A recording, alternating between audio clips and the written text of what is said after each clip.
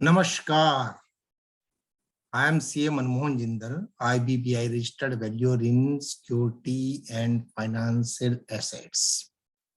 So today we shall discuss on how to increase minimum 3 to 4 more marks in our examination without much efforts, without learning more.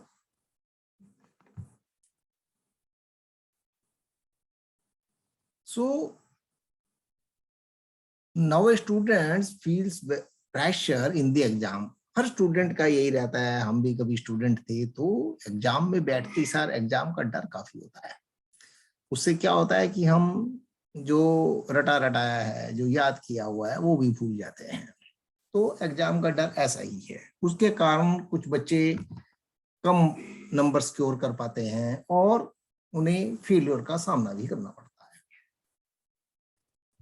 So my suggestion, I have observed little bit points that how we can increase our performance in our exam for getting 3 to 4 marks. जितने आप marks लेंगे वो तो आएंगे ही, जितना आपने काम किया वो तो होगा ही, लेकिन उसके अलावा थोड़ा प्रोसीजर में अगर हम अपना चेंज कर लेंगे तो 3 से 4 मार्क्स मेरा मानना ऐसा है कि वो बढ़ जाएंगे।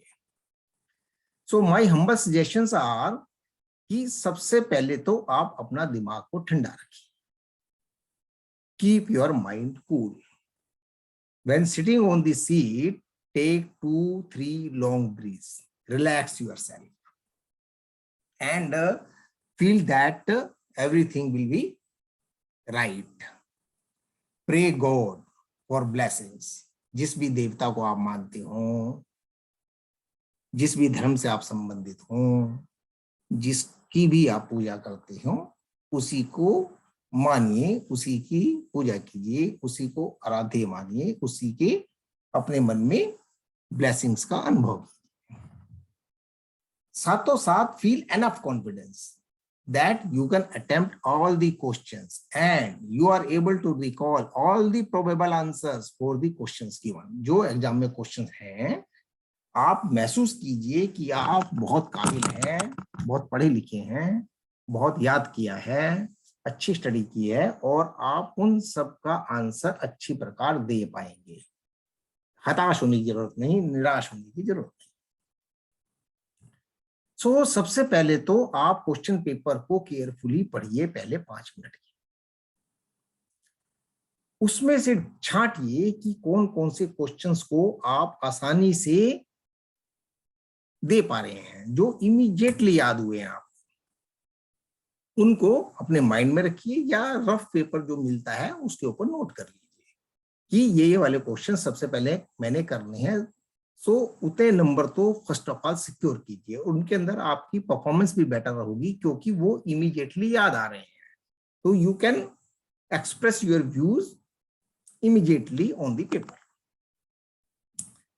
उन क्वेश्चंस को सबसे पहले अटेम्प्ट कीजिए।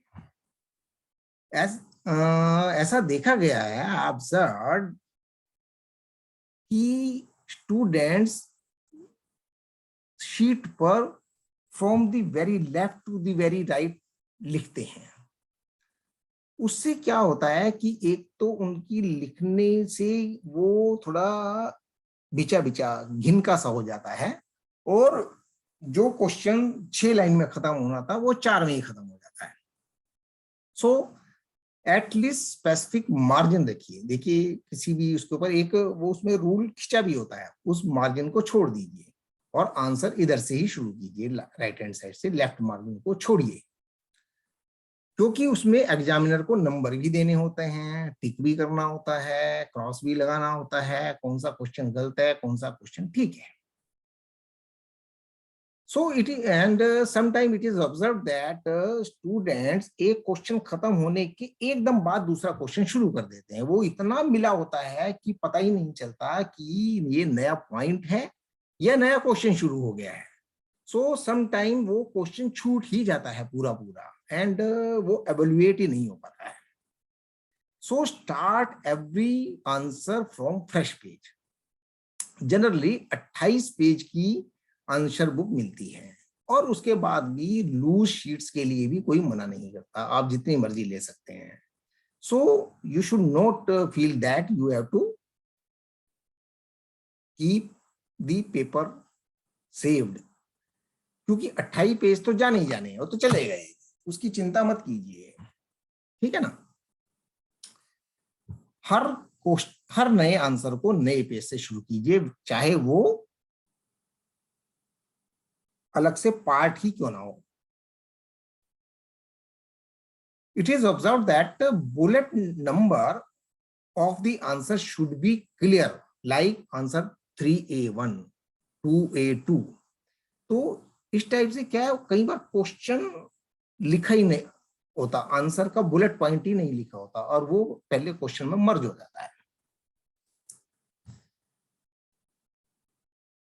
कुछ क्वेश्चंस ऐसे होते हैं जिनका जो बुलेट पॉइंट में पूछे जाते हैं, ABC. सो उनका आंसर भी आप बुलेट पॉइंट में ही दीजिए, लाइक ABC.